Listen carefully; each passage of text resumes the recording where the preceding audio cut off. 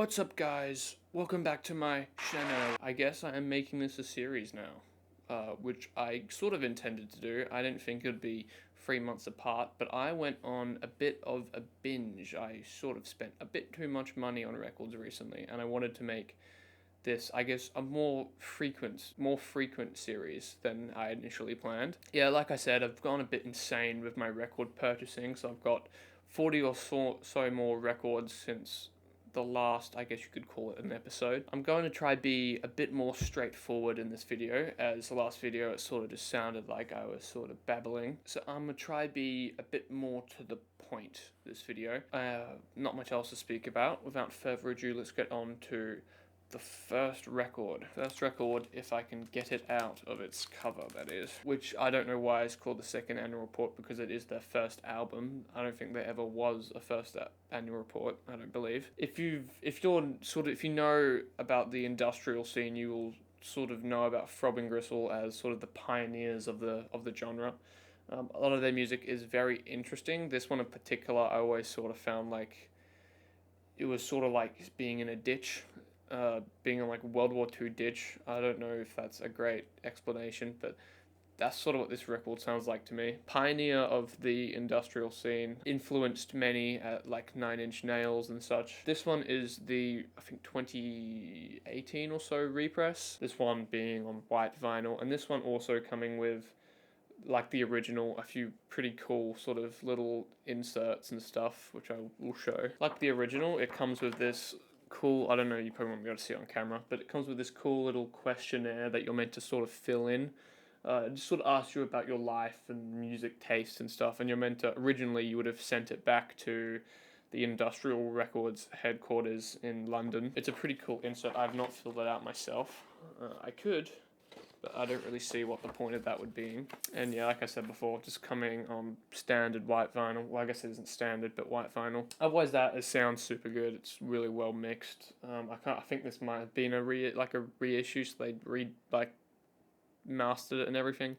But yeah, super cool one to have, super cool collector's piece as well. The second Throbbing Gristle record I got around the same time is 20 Jazz Funk Greats, which is sort of the more well-known of the Throbbing Gristle albums. This came 2 albums after the Second Annual Report, the one after it being the Third Annual Report, and then this being their 4th album. Contrary to its name, it is not jazz nor funk. It is just more industrial. It's not as harsh as the first 2 Throbbing Gristle's albums. It's a bit more palatable, but still has its sort of harsh industrial moments. What I always liked about this record is that just the contrast between this album cover and the music itself, the music being pretty like harsh electronica industrial sort of thing, as this looks like it would be jazz or funk, but it is neither.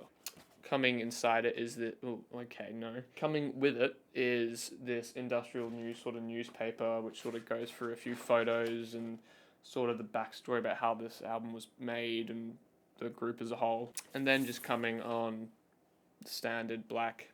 I did believe they made this in color, but I sort of got this because I saw it at a record store, and I was sort of I said to myself, Throbbing Gristle was a cool one to have. Also gotten around the same time is a very interesting one. I hadn't collected 7 inches before, but I've collected a couple since then, which I will get to the other one later in the video. But this one was sort of around, so I also saw it at a record store, and I thought, this looks interesting. So this is a collab sort of EP between Australian gore grind band Rupture, and I think like Middle Eastern European, I think they're from like Ukraine or something, band Necrocannibalistic Vomitorium, which is certainly an interesting name. I couldn't even imagine to picture what that would entail. Pretty cool album cover, if you ask me. I don't know if you can read that, but I'll enhance on it if you can. Yeah, I've a bit of a weird. I've gone through a bit of a metal phase in the past couple months, and I should say a bit more of like a dark metal, slam metal, gore grind phase. And I saw this at the record store and I said, that looked interesting, so I bought it. Please don't judge me. This record, or this EP in specific, being numbered to 202, just on the standard black.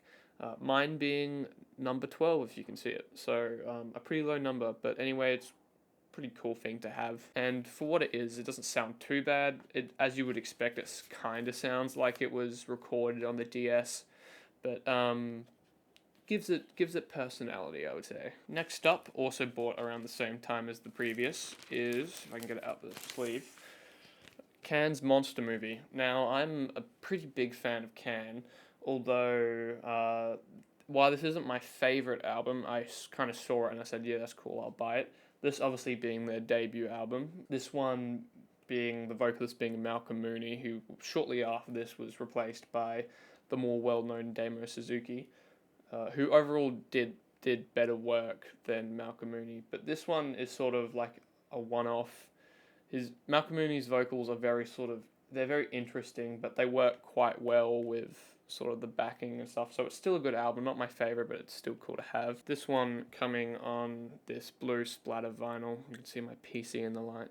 But this sort of dark blue, light blue ocean splatter vinyl, which I find pretty cool. Now you sort of see the start of my metal phase, or my gore grind sort of dark metal punk phase. All metal as a whole. This is another record I sort of bought because it looked interesting at the time. I hadn't heard at the time, and that's Macabre's Dharma.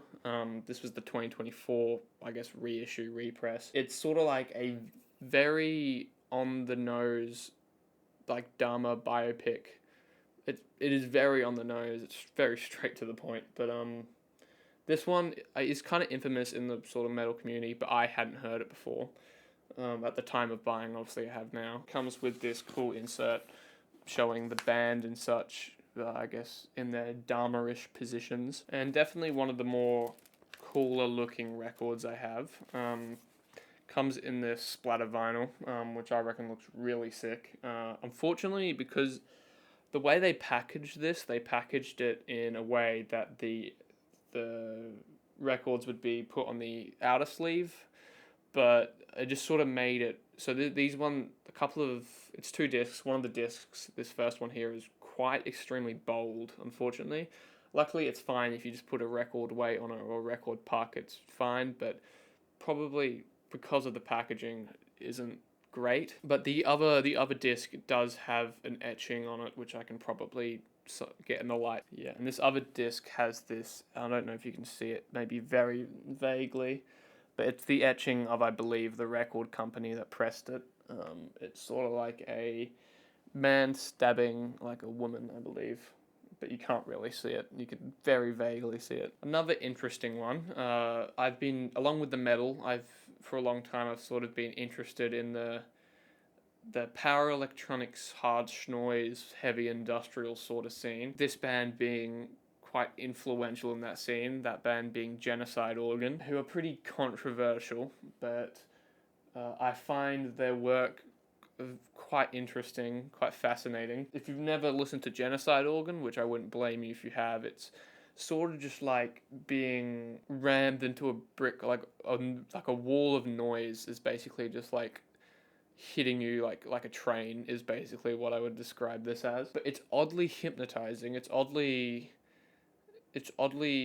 can either send you into a place of just like brain fog, like you're staring at a wall, or it can just make you feel very disturbed. And any music that makes me feel emotions, I will always sort of listen to, and sort of anything that can rise emotions out of me, I will always sort of appreciate weirdly. But this being their live in Japan 2007, there are other Genocide Organ pressings I want, but this one's just sure the cheapest, and I wanted something from them. So this one being cool. This one obviously being released by the infamous Tesco organization. Comes with an insert of the live performance itself. It also comes with a hand-marked numbering. So this one is number 849. You probably won't be able to see it, it's on this corner here. 849 out of 888, so it is numbered. It does come with a poster, which is over there. You won't be able to see it. It did come with a poster. It's on my wall now. And just coming in the standard black. That's the first side. I wouldn't say I would recommend Genocide Organ, but if you want like something that like makes you like majorly disassociate, then this is probably for you. Genocide Organ always being sort of a lot of the stuff is to do with World War II and war and fascism and stuff.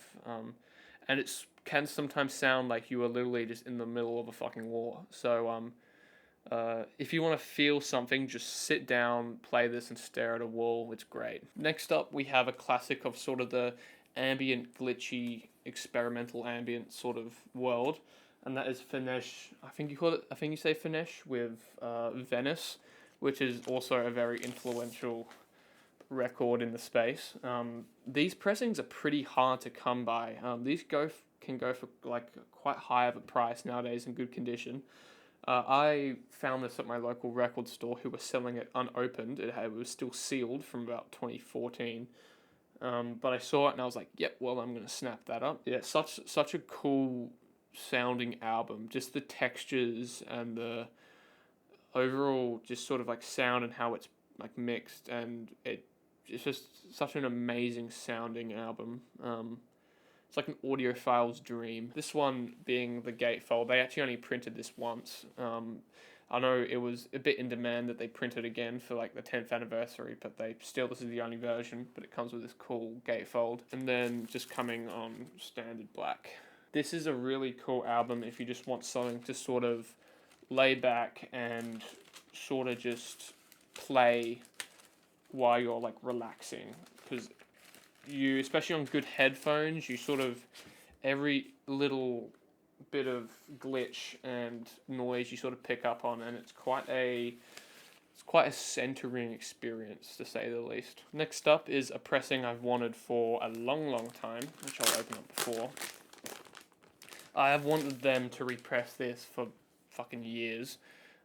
That being Get to Heaven by Everything, because this was originally pressed in 2015. This press was crazy in demand because they hadn't printed it since. Luckily for the 10th year anniversary, they did repress this, which is super cool. Obviously printed by Music and Vinyl, so it sounds pretty good. This one being a gatefold, unfortunately, the gatefold doesn't really contain much. Yeah, like if you're into like more like sort of poppy rock, then this album is an essential. They came repressed in a couple versions, including black and I think like a orange, but mine here is in magenta, clear magenta. But the pressing itself sounds really good, which I'm really happy with. They did a decent job with such a like wanted repress. Adding to my Death Dynamic Shroud collection, I did add to it recently again. So this one is Virtual Utopia Experience, which is another of sort of the essential Death Dynamic Shroud albums. This one being one of their earlier EPs. This one is just a beautiful sort of ambient soundscape. All the songs are just sort of feel like you're on like a beach, basically, like a lovely sunset beach is what I can describe it best as. This one, unfortunately, when I got it, it is incredibly warped. It's very bold, and on a felt mat, you literally cannot play this unless you add like a record weight or you get a rubber mat, because it will literally just like spin on itself. It won't grip. It doesn't have enough surface area to actually grip a felt mat, that it will literally just slide when it tries to spin, which I find funny. This one also came with a poster, which is the one up there, if you haven't noticed yet, and it does come in this super cool color. I don't know how they would have made this, but it's like a black oceany wave color, but super cool color, just not the best of pressings. I don't know if it was if it was the way it was pressed, or if it came that warped in transport. I've got a feeling it was probably just like the bottom of like a crate when it was transport, and just over time and the Australian heat in like a transport van, it warped. What can you do? Continuing on, we have the next one in the collection, which is the new album by Maruja, Pain to Power. This one I'm sort of up and down with, because for some reason my pressing doesn't sound that good. It's very quiet for some reason. Like it is cool to have, it just doesn't sound that great. For some reason, I'm not sure why. Maybe it's because I've had a few of like the recycled records, which I'm all great for. It's just for some reason a lot of the ones I've gotten haven't sounded great. They've been quite crackly. It's still just, it's on plain black. It's cool to have. It's just really quiet sounding for whatever reason. Next up, we have a black metal classic, that being Dark Throne's A Blaze in the Northern Sky. If you've listened to Dark Throne in general, but this album in particular, you will know that this thing is fucking epic. Super, super grindy, super. I can't explain it. Super cool. This pressing just being on the standard black. I don't know because this is the repress. I don't know if it did come in color. I wouldn't be surprised if it did, but mine's just on standard black. This repress is super amazing sounding, so I can't be. I'm quite chuffed. The next album being one of my favorites, which is "Safe as Milk" by Captain Beefheart and his Magic Band. I think this was his debut, but I believe this is his debut album. Obviously the more well known of the two is Trout Mask Replica, which I do actually have coming on the way, but it's taking months to come because of some shipping screw ups. Yeah, this is obviously the repress. I actually at the record store close to me, they do have an original pressing of this, but they are selling it for like $400 to $500, like an insane price. So I obviously chose just to went with the repress. This one coming with this cool insert of Captain Beefheart and his band at the time, and the lyric sheet on the back. I will also say on the back of this pressing, some really cool artwork as well. And this one just coming on the standard black. But this one pressed on music and vinyl, so it's pretty hefty record, but still sounds super good. One of my favorites just to play oftenly. There's records I play more often than others, and this is certainly one of the ones I play more often. Another gore grind edition that I picked up around the same time. Something I saw at a record store, secondhand. And I thought that looks cool, and I'm kind of in a gore grind phase, so I'm gonna give it a go. Is Eternal Rot's Grieving Birth. It's pretty standard gore grind. If you've ever heard gore grind, very fast, hard guitar, and then screechy, loud vocals over the top. For gore grind standard, this is actually pretty good. There's a lot of gore grind out there that is pretty shit or just plain mediocre, but this is definitely.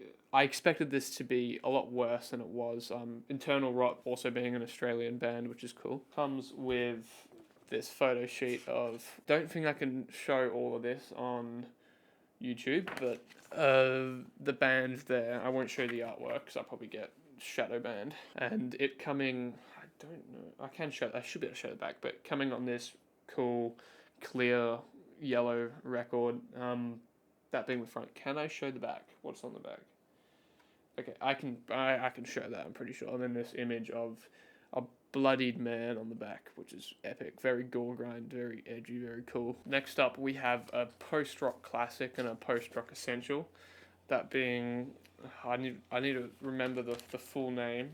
Slow Riot for New Zero Canada by Godspeed You Black Emperor. Like I said, one of the essential post-rock albums. Obviously, all of Godspeed You Black Emperor being pretty essential post-rock, but out of all their stuff, this is for some reason what I've liked the most. I'm not a huge Godspeed You Black Emperor fan, but I can appreciate their effortmanship, and I also love the album cover of this one as well. And then this version coming on straight black. I don't think they made any coloured versions. I don't think Godspeed You Black Emperor ever have. But strangely, one side coming on 33 RPM and then the other side coming on 45, which is very peculiar. I don't know why they did that, but all to the power of them, I guess. But yeah, obviously printed on vinyl, the pressing of this also sounds amazing. Such an amazing post-rock record, especially on vinyl. Trigger warning if you were triggered by animal gore. Next one being The Deformity of Human Consciousness by the Dark Prison Massacre. Now, this one has a decently interesting story. This was around the time I was quite heavily listening to slam death metal because it's weirdly soothing for me, but it helps me study for some reason, slam death metal. But this is one of my favorite slam death metal albums of all time. And obviously the cover art I also love. Look at this cute little dude. The Dark Prison Massacre, coming from China. They're a Chinese band. So did this record. I had to get it from China. But this obviously being the original pressing. I ordered it from a guy in China who chose Yanwen as a shipping logistic place to get it shipped by. Which, if you don't know, Yanwen are the same company that do a lot of sort of the Temu Shein sort of shipping. So as soon as I saw that, I was like, oh god, because that sort of company is known for sort of throwing parcels over fences. And what would you expect? This thing came to my door. Someone rocked up and literally frisbeed it against my door. So even though it had fragile tape and fragile written all over it, they got out of the car and literally just frisbeed it at my door. Luckily, it wasn't broken. I did let the seller know at the time that hey, maybe if you ship to Australia, you shouldn't use Yanwen. I'd probably give like a higher paying option for shipping. Yeah, it did. Luckily, it isn't.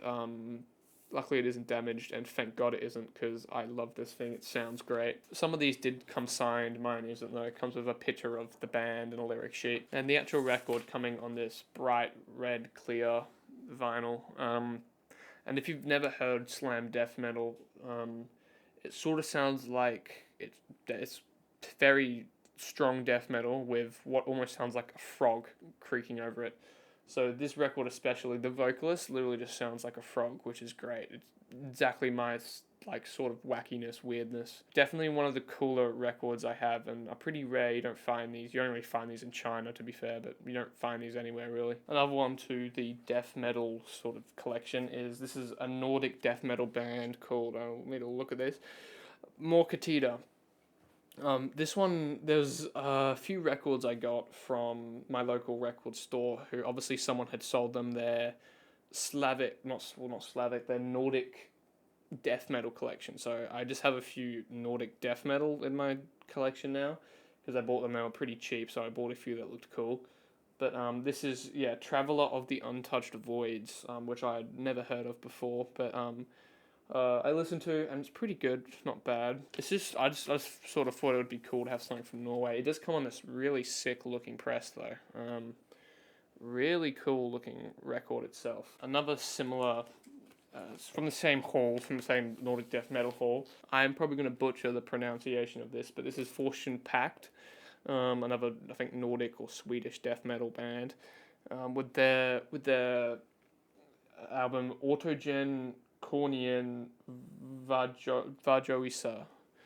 Autogen Tornien Vajosia. But another one I got in the same hall, this one being a gatefold. Look at these guys on here, they look pretty cool. This did come with a poster, which is currently on the wall that this camera is not facing. This one came actually with one of the original master sleeves, so that's pretty cool, free original master sleeve.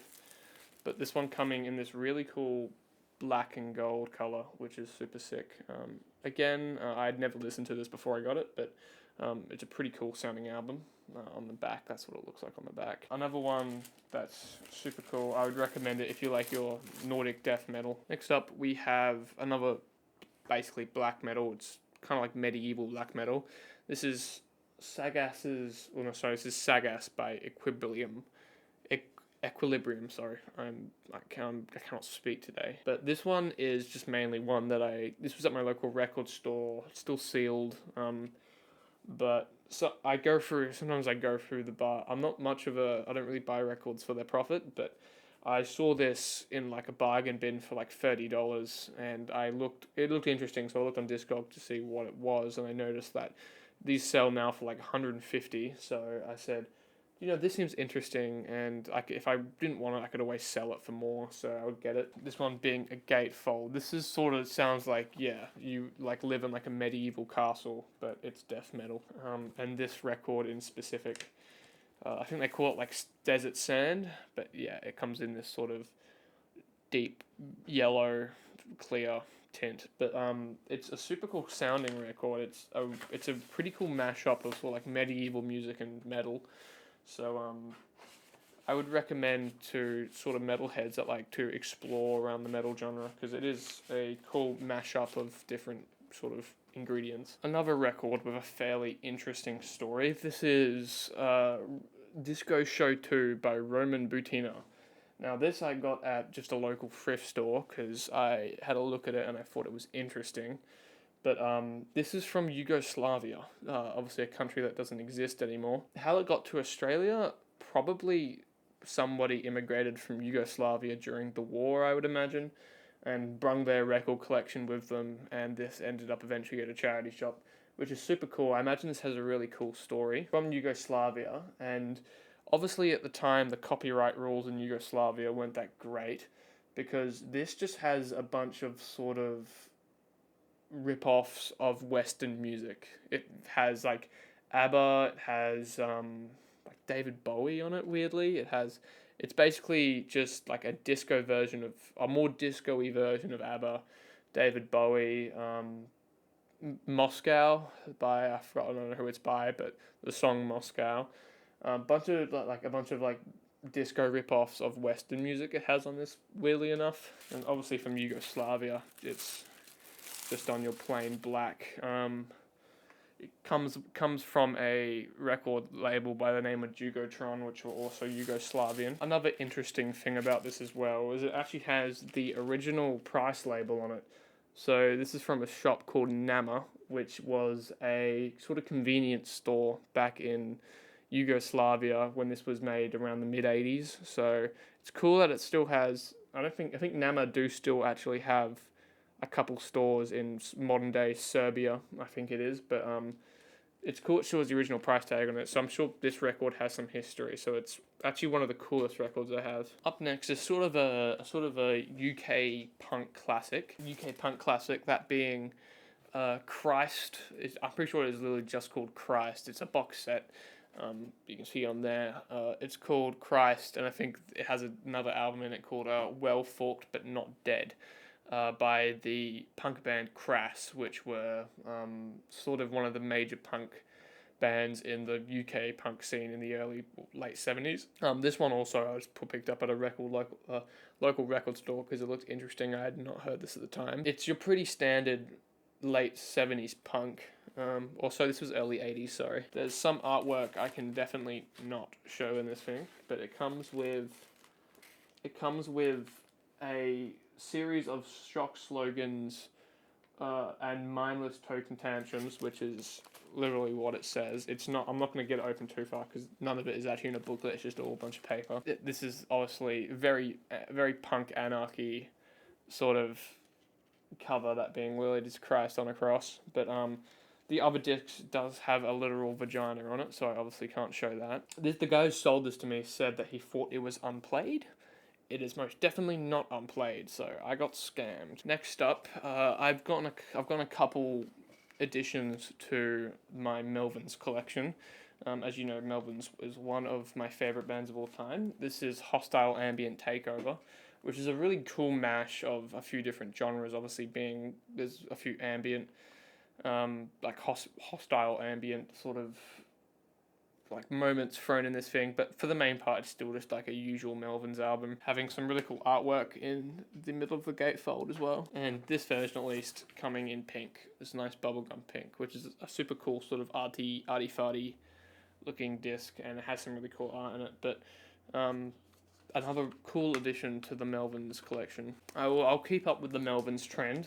This is another of their essential albums. Another one of their most well-known albums. This one I got for Christmas this year. This is Melvins Stoner Witch, which this is the music and vinyl repress of it. Like most Melvins albums, it comes with, the usual basic cool artwork as an artwork of Buzzo's mouth in there, if you can see. I believe they did press this in coloured, but my one just comes in the basic black, which I'm pretty happy with. Next up, there is one that I've actually previously covered, but I've gotten a different version of, and that is one of my favourite albums of all time, Mr. Bungle's California. Now, if you remember, if you have watched the last video, you would know that I had the plain recordings version originally, which I didn't like because it sounded like shit, and it was poppy, and it sounded like poo-poo, which is why I got the new Rhino repress of it, which is this one here.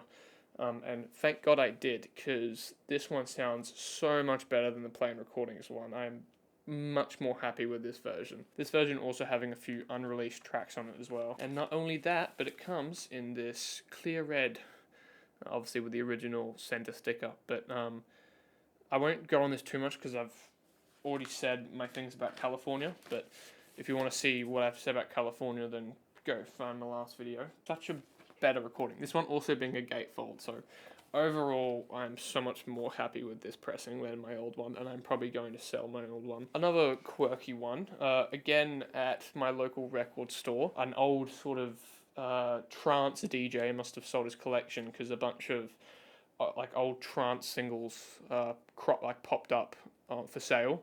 So someone must have sold someone must be in a DJ and sold their old trance collection. So I sort of had a look and sort of bought what looked most interesting, which was this, which is Marco V's Auto Manual, which is an absolute fucking banger. I didn't know that at the time, but I know that now. But anyway, coming on this really cool blue disc, and also coming with the etching on the back of Marco V. This thing fucking slaps. I'm not a big trance guy, but I like this trance, whatever Marco V is on. So another really cool record is Afroman's The Good Times, his compilation album. Well, I guess it is an actual album, what am I saying?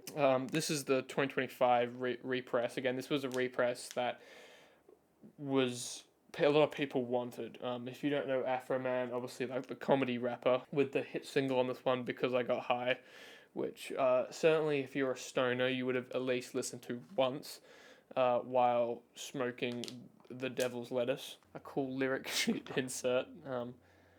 Obviously most about this album is sort of getting bitches and smoking weed is the main thing about this album. Also coming in this cool hazy, the first record is just this pure white haze, but the second record is what they call like laser etched or something, or screen etched, I'm pretty sure they call it, but obviously hazy. And then the first side and the back side has this massive screen etched marijuana leaf. So a super cool looking pressing. One of my favorite in my collection now. Sounds amazing as well, so I really cannot complain. This thing is pretty fucking epic. Next up is another box set, this time being Things Fall Apart by The Roots, which is a jazz rap essential if you've never listened to jazz rap.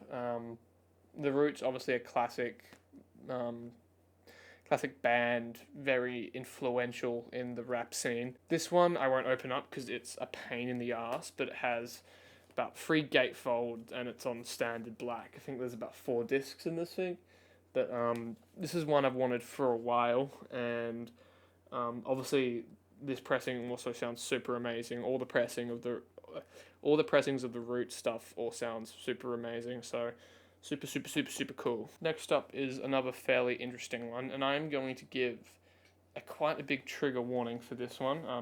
For if you are affected by loved ones dying, or especially elderly loved ones dying, or just dying in general. Big trigger warning for that. This is Condom's How Welcome is Death to I, Who Have Nothing More to Do But Die.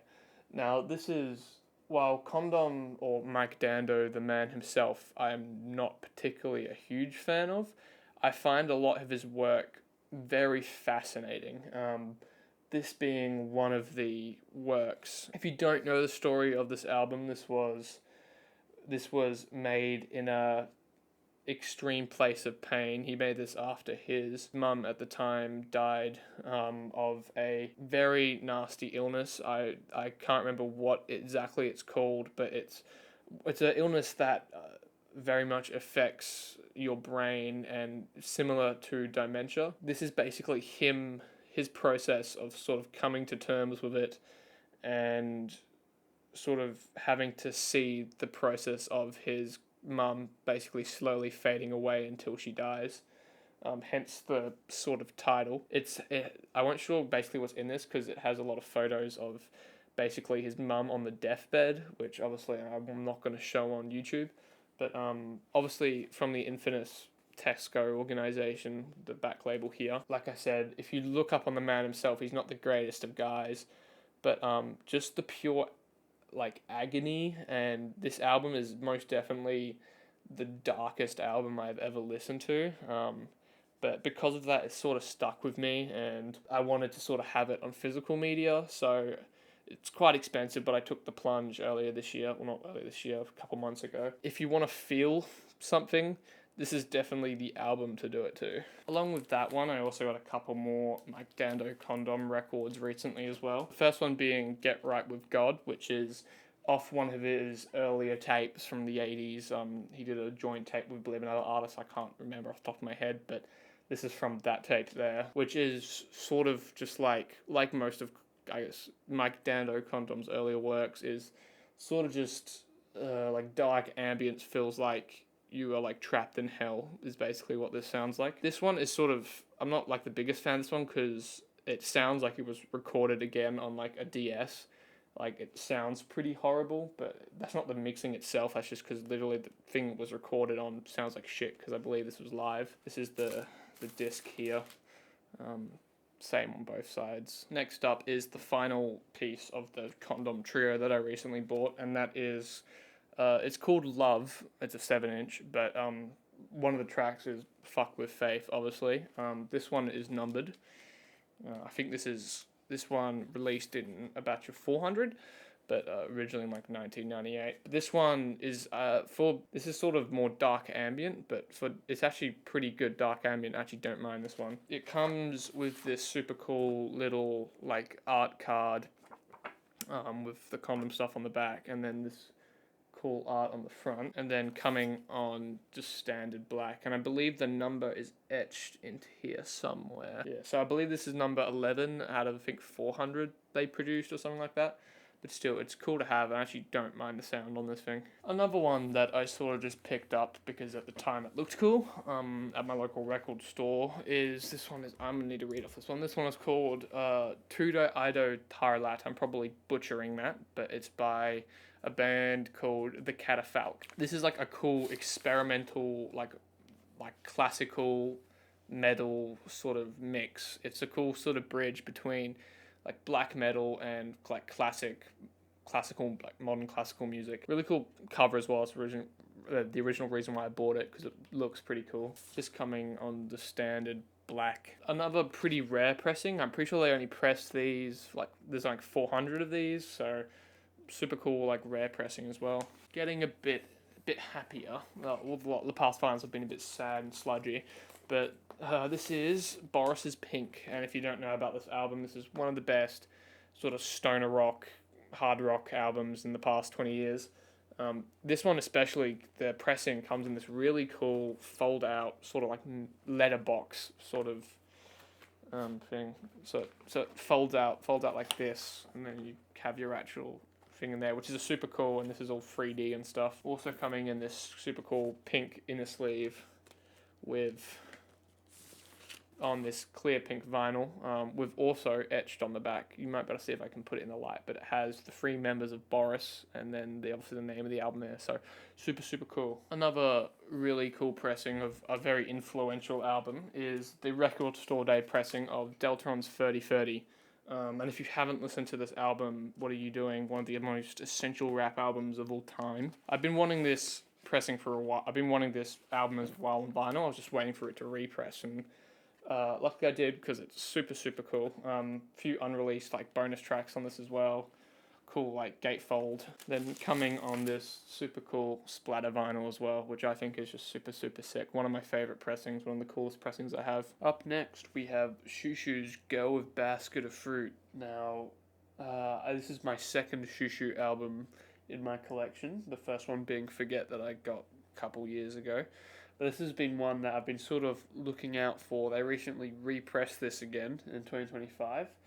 On a purple record, which I'll pull out in a sec. But if you have never listened to this album, it is utterly insane depravity. It is one of the weirdest, most scary albums probably made ever. It comes, the inner sleeve comes with this cool artwork as well, and then obviously coming in this nice purple splatter vinyl. Again, if you want to be severely weirded out and freaked out, I highly suggest listening to this album, because this album is freak. It was also around this time that I went on a bit of a nostalgia buy. There were a few records that I used to listen to earlier on in my teenagehood that I decided, you know what, I'm feeling nostalgic. The first one of those being Lemon Demon's Nature Tape. This album very much brings me back to like 2020. Originally, when I got this, I was meant to get it on, it was meant to be a picture disc with Adrian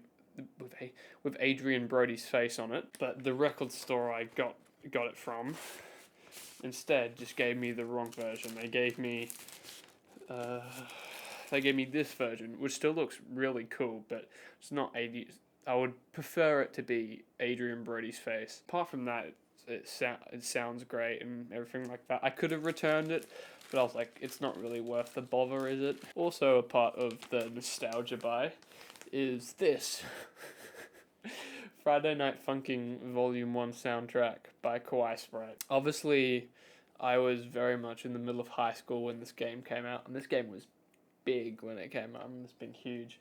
But I saw it at a record store, and I was kind of like I used to love the soundtrack to this thing. Well, although it's not great to listen to. In fact, it's a bit annoying to listen to without context of playing the game with it. Still, it's every time I play it, it's just nostalgia. Or the OST of this game. It has some cool gatefold artwork as well. Comes in this cool pinwheel color. Sounds great as well. Super cool. Another one from up on the shelf. Another very interesting story behind this one. Necro's Gory Days. And if you don't know who Necro is, probably a good thing. Necro obviously being one of the pioneers of doom rap, or death rap as people call it, being just he raps about the most violent, vile shit imaginable. Although I do not agree with what a lot of Necro says in this album, I reckon it's very charming because he's a white boy with a lisp and he's spitting lines about all the different ways he's going to kill somebody while speaking with like the biggest lisp like imaginable. If you've never listened to Necro, give him a try, and you'll probably laugh at first because you'll hear how he sounds and he's like, what the fuck is he saying? But the lore of Necro spans a long way. He's a very interesting guy. This is one side of the first vinyl. I can't show the other side because it has a naked woman on it, so there you go. And I actually don't think I can show the other disc either because I'm pretty sure that just has drug paraphernalia on it. So that's all you're getting of the disc. When I bought this, it was marketed as the general sound quality being very good plus. It is not. This thing is heavily used. I'm not sure what shit they were on. This thing is crackly as fuck, which means I don't play it a lot because it doesn't sound great, but it's a super cool piece. These are quite rare. They haven't been. This is the original print, so it's quite rare. You don't find these really, especially in Australia. You don't find these anywhere. Super rare in Oz. Like I said, original print, so it goes for quite a bit. Next up, it's one of my favorite singer-songwriters, or I guess blues rock singer-songwriter is Jim Sullivan's UFO. Now, if you don't know the story of this guy, he has a very interesting backstory. This album here is centered around what the name is, UFOs, and funnily enough, the man who wrote this album, disappeared in the middle of the US desert about 4 years after writing this album, he disappeared without a trace, which many people attribute to him being abducted. So maybe he did get abducted by aliens. Maybe he knew something we didn't. Who knew? But the album itself is really sweet. It's a really sweet singer-songwriter album that has some really sweet songs on it. Of course, it comes with a cool art booklet with lyrics and also detailing his life and such. And also coming in this really cool blue and black splatter vinyl. Over the past 3 or so months, I've really been buying my box sets. Another one I got was Ants From Up Here by Black Country New Road, which is an essential one. I'm going to see these guys in February, so I'm very excited for that. But otherwise, this is probably one of the most hard-hitting, great in general albums released in the past 10 years. It's fucking excellent, especially if you're into like indie rock and stuff like this. If you haven't listened to this yet, you'll love it. This box set containing, I think, 3 records, 3 or 4, I can't remember off the top of my head, but and some inserts and also a live taping from a live show they did after this record came out, and just printed on straight black. Now to the only shoegaze record I have in my collection, Lush's Spooky. I've always liked Lush as a band. while this is not my favorite of their albums, I saw this and I was like, that's pretty cool. I'm going to pick it up. Still a great album. And if you're into shoegaze and you haven't listened to Lush, you should. It's an essential shoegaze album. Also, if you want to get into shoegaze, and also coming in clear variation. I think they did press these on black as well. This is one of the represses. So, but this one especially sounds super great. So, yeah, really happy with this one. Probably one of, if not my favorite album of, I guess, this year, depending when I upload this last year, is Geese's Getting Killed. Another essential one if you're into indie rock and such. This has actually been, in Australia, this has been surprisingly hard to get on vinyl.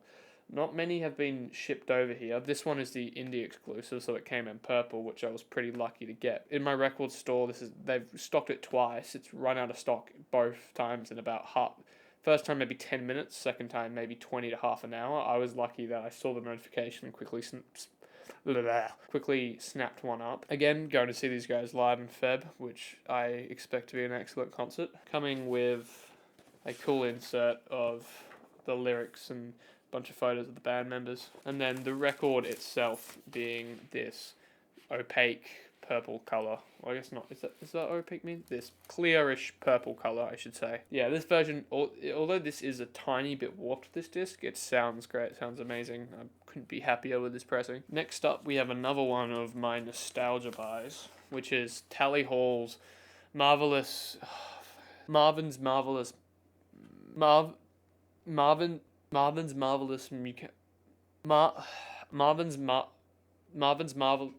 Marvin's Marvelous Mechanical Museum. Holy shit, that took so long. Again, this is an album that was obviously came out a long time ago, but sort of gained popularity again in the 2020s, which is sort of around when I found out about it. There's a couple songs I used to like from this album when I was a really small kid. Banana Man I've known for like fucking 10, 12 years or so. Same with a couple of songs on this album I've listened to sort of all through even my childhood. Yeah, I got into this album fully probably 7 years. Oh, fuck. There are a couple songs from this album I still really like. It does have this really cool artwork on the gatefold as well. And then it comes in a colour which I think they call Working the Carnival, I think. So like this cool, almost candy looking like colour, which is very cool, super sick. We're approaching the final few. Next one being Cassiopeia's Mint Jams, which is obviously one of their live albums. This is my second Cassiopeia record, and I saw this, they recently repressed this again, and my record store got a bunch of them, so I picked it up because any jazz fusion I can find I will get. This one coming in a clear, I guess, purpley, green bluish colour. I got there eventually. The last two I got were just Christmas presents from family members for Christmas this year. And that first one being OK Computer by Radiohead. Obviously, I don't have to speak about this much. This is a staple of music. I wouldn't even say one specific genre. This is kind of genre blending. Yeah, there's not much to say about this. I think anyone would appreciate having this in their collection, with it being the album it is. Obviously, it's on the standard black. This vinyl was heavy, though. It's fucking weighty. And the last of all, being the greatest hits compilation of the Smashing Pumpkins, which I'm happy with. I'm not the biggest Smashing Pumpkins fan, but who doesn't love a bit of Smashing Pumpkins? It has some cool artwork in a sleeve. Some cool artwork gatefold, sorry. And also just on standard black vinyl. I believe this one actually did come in coloured variation, but I just have it on standard black. Both the Radiohead and this one both sound amazing as well, so I can't complain. Well, that is it for my record update. I'm sure I will make another one of these in a couple months once I have 40 more records to showcase.